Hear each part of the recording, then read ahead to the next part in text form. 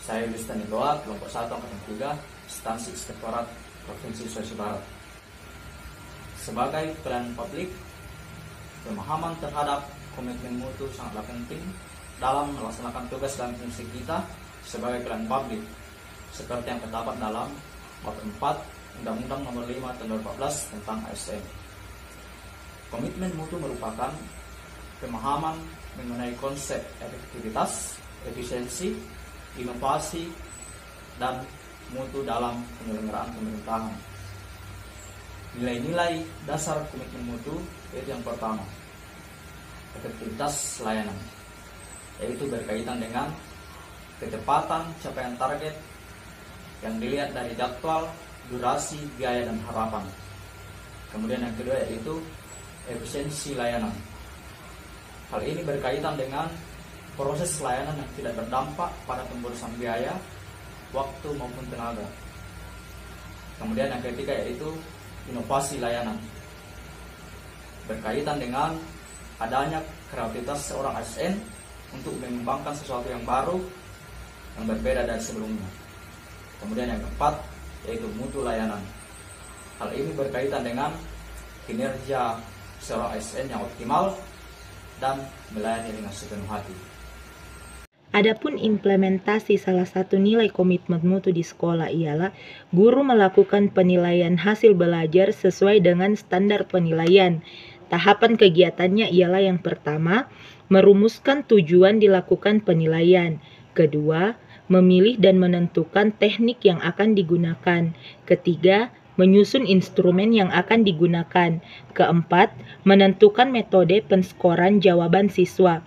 Kelima, menentukan frekuensi dan durasi waktu evaluasi. Yang terakhir, mereview tugas yang lain. Baik, adapun output dari kegiatan ini yang pertama, mengetahui tingkat penguasaan kompetensi dalam sikap, pengetahuan, dan keterampilan yang sudah dan belum dikuasai seorang atau sekelompok peserta didik untuk ditingkatkan dalam pembelajaran remedial dan program pengayaan. Yang kedua, menetapkan ketuntasan penguasaan kompetensi belajar peserta didik dalam kurun waktu tertentu, yaitu harian, tengah semester, 1 semester, 1 tahun, dan masa studi satuan pendidikan.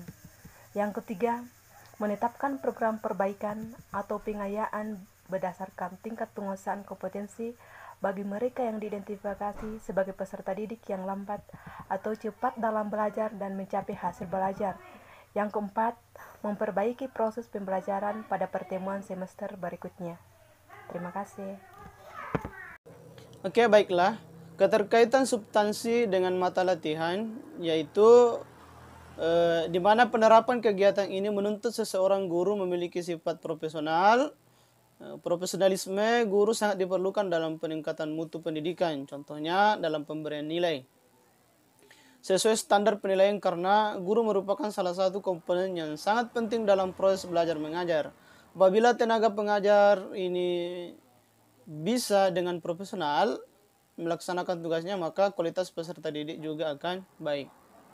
Selanjutnya, kontribusi terhadap organisasi yaitu melalui penilaian hasil belajar, sekolah kita bisa menjadi lebih maju lagi, baik itu karena terciptanya guru yang profesional maupun dari siswa itu sendiri. Hal ini dikarenakan penilaian hasil pembelajaran membawa dampak positif bagi siswa. Misalnya, hasil penilaian dapat menjadi pendorong siswa agar belajar lebih giat. Kemudian, hasil penilaian dapat dimanfaatkan siswa untuk mengetahui kemajuan belajarnya. Sekian dari kelompok kami. Terima kasih. Assalamualaikum warahmatullahi wabarakatuh.